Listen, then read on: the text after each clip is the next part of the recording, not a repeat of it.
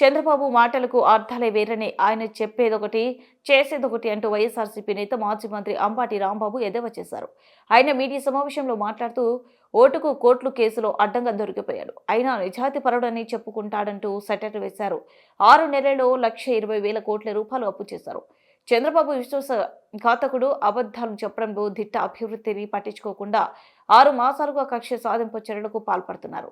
పేర్ని నాని కుటుంబంపై కక్ష సాధింపు చర్యలకు దిగారు. మీ కక్ష సాధింపు చర్యలకు భయపడం, అధికారం కోసం చంద్రబాబు ఎంతకైనా దిగజారుతారు అని అంబాటి దుయ్యబడ్డారు. గారి సినిమాలో కూడా ఖుషి అని కూడా దానిలో పెట్టినట్టున్నారు. ఆడువారి మాటలకు అర్థాలే వేరులే, అర్థాలే వేరులే అని ఇప్పుడు అనిపిస్తుంది నాకు. బాబు గారి మాటలకు అర్థాలే వేరులే, అర్థాలే వేరులే. అవునంటే కాదనిలే, కాదంటే అవుననిలే. చక్కగా సూట్ అయిపోద్ది దీనికి. చంద్రబాబు నాయుడు గారికి కక్ష లేదు అంటే కక్ష ఉంది అని అర్థం. చంద్రబాబు నాయుడు గారు నేను నిప్పు లాంటి మనిషిని అన్నాడు అనుకోండి, ఆయన పెద్ద తుప్పు లాంటి మనిషి అని అర్థం. నేను అసలు తప్పే చెయ్యను అన్నాడంటే నిత్యం తప్పులు చేస్తాడని అర్థం.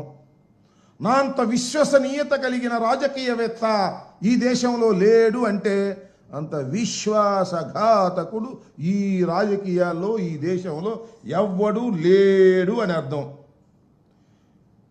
నేను అందరినీ విశ్వసిస్తాను అంటే ఎవరిని నిశ్వసించను అని అర్థం.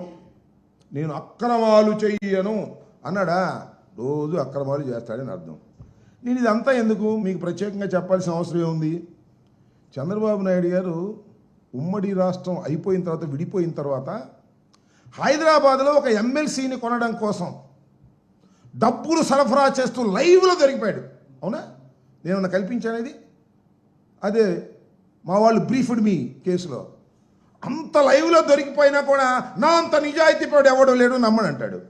ఈ పత్రికలేమో వాళ్ళు చంద్రబాబు నాయుడు గారు అంత నిజాయితీ పరులు ఎవరు లేరండి, ఈ భారత రాజకీయాల్లో ఆయనంత స్వచ్ఛమైనటువంటి రాజకీయ నాయకుడు ఎవరు లేరు అని చెప్తాడు. మనం నమ్మాలి. అంత పెద్దగా లైవ్లో దొరికిపోయినా కూడా మహానుభావుడు భలే మేనేజ్ చేసుకుంటాడులే. చక్కగా వ్యవస్థలన్నిటినీ మేనేజ్ చేసుకుని తప్పుకుని బయటికి రాగలిగినటువంటి, ఎన్ని ఘోరాల నుంచి అయినా తప్పుకుని రాగలిగినటువంటి గొప్ప వ్యక్తి చంద్రబాబు నాయుడు గారు. నేను మీ అందరికీ గుర్తు చేస్తా, చంద్రబాబు నాయుడు గారు ఎన్నికలకు ముందు మా మీద ఎన్ని అపవాదులు వేశాడండి. 14 లక్షల కోట్ల రూపాయలు అప్పు చేసింది రాష్ట్ర ప్రభుత్వం, మామూలు జగన్మోహన్ రెడ్డి గారి ప్రభుత్వాన్ని. చివరికి ఎంతయ్యా అప్పు చేసింది అంటే కేవలం 6,44,531 కోట్లే తేలింది. 14 లక్షలు ఎక్కడదా, 6,46,000 కోట్లు ఎక్కడ? చూడండి, డబుల్ కన్నా ఎక్కువ చెప్పేశాడు.